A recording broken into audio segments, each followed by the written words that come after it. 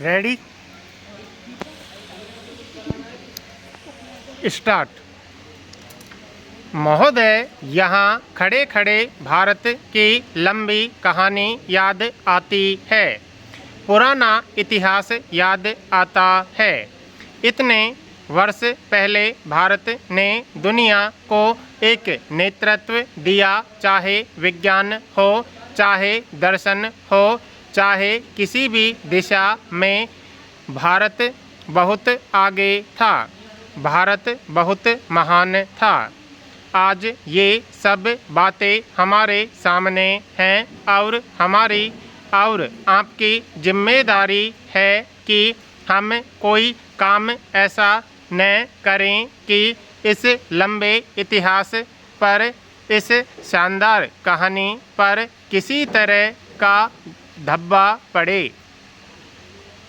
आज सबसे ज़्यादा याद आती है हमारे राष्ट्रपिता की, महात्मा गांधी की।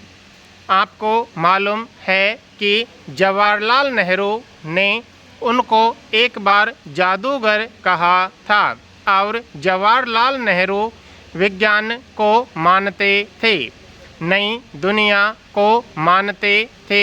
तब भी वह महसूस करते थे कि गांधी जी के संदेश में कितना बल है और हमारे समय के लिए वह संदेश, रास्ता आज भी कितना उपयोगी है। वह संदेश क्या था? 3 छोटे से शब्द: अहिंसा, सत्य और स्वदेशी। मैं चाहती हूँ कि इसको हम आज का भी संदेश मानें। अहिंसा का अर्थ क्या? शांति, एक दूसरे से मिलजुल कर रहना, एक दूसरे की विचारधारा को आदर देना, बाहर के देश जो दूसरी विचारधारा के भी हैं उनका भी आदर करना, उनसे भी मित्रता करना, अपने विधान के अनुसार रहना। ये सब बातें इसी छोटे से शब्द में आ जाती हैं। दूसरा, सत्य कि हम जीवन कैसे साफ रखें। हम हर एक काम इस रीति से करें कि देश को उसका लाभ हो। हमारे जीवन में झूठ न आए, दंभ न आए, कोई ऐसी बात न हो जिससे भारत माता को धब्बा लगे। सत्य में एक बात और है, सत्य में निडरता भी सम्मिलित है। स्वतंत्रता के आंदोलन के समय यह जितना आवश्यक था, आज भी यह उतना ही आवश्यक है कि हमारे अंदर निडरता आए। हम गलतियों से न डरें, परिवर्तन से न डरें। हम हमेशा नया रास्ता लेने को तैयार रहें, नए विचार लेने को तैयार रहें। देश की समस्याओं को समझें, क्योंकि उनको समझकर ही हम सही रास्ता ढूंढ सकते हैं और उस रास्ते पर चल सकते हैं। यह एक ऐसा नियम है जो हमें एक ही रास्ता दिखाता है। आप सब जानते हैं कि हमारे देश की आर्थिक स्थिति आज क्या है। आपको मालूम है कि उसको हम तभी सुधार सकते हैं अगर हम स्वदेशी का उपयोग करें। महोदय, यहाँ हम भारत की राजधानी में एक ऐतिहासिक स्थान पर उपस्थित हैं, लेकिन हमारे साथ आज बहुत से लोग हैं, खाली दिल्ली शहर के नहीं बल्कि भारत के शहरों और गांवों के हमारी तरफ सबका ध्यान जा रहा है। भारत का बड़ा इतिहास है और आगे भी भारत का उज्जवल भविष्य है।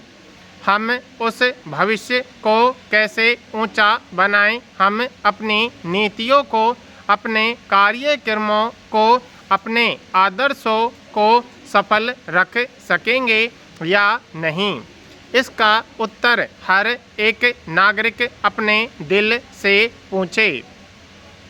अगर उसका दिल कहता है कि वह यह काम कर सकता है तो निश्चित ही हम कर सकते हैं।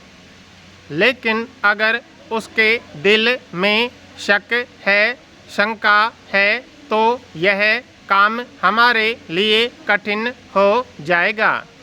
इसलिए मेरी आज आपसे प्रार्थना है कि इस शुभ दिन पर, इस शुभ अवसर पर हम यह दृढ़ निश्चय करें कि इन सभी चीज़ों का हम सामना एकता से अपनी पूरी शक्ति से करेंगे और जिस रास्ते पर हमको भारत को लाना है, देश की सुरक्षा, दूसरे देशों से, बाहर की शक्तियों से, अंदर की कमजोरियों से जो करनी है, उसका हम जोरों से सामना करें।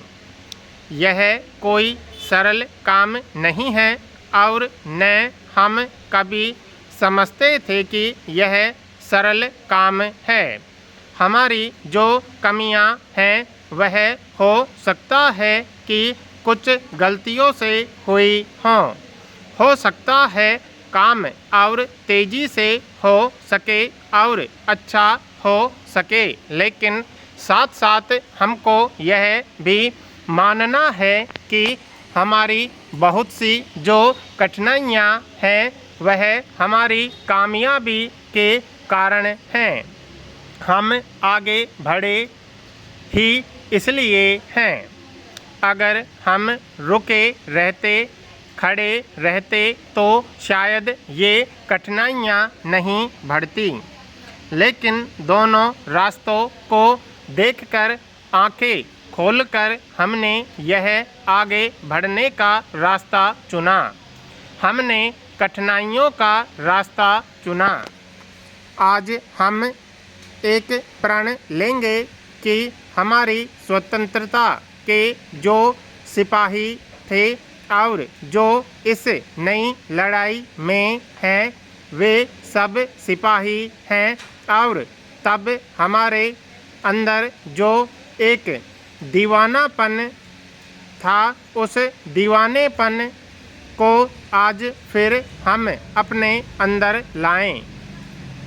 आज वह क्रांति पैदा करें जो हमें बैठने न दे, जो सदा हमारे कान, दिल और मन में कहे कि उठ चलो, भारत माता इंतज़ार कर रही है, भारत माता तुम्हारी मांग कर रही है। इस क्रांति की आज आवश्यकता है और यह भावना हमारे अंदर है। केवल इसे व्यवहारिक रूप देना है।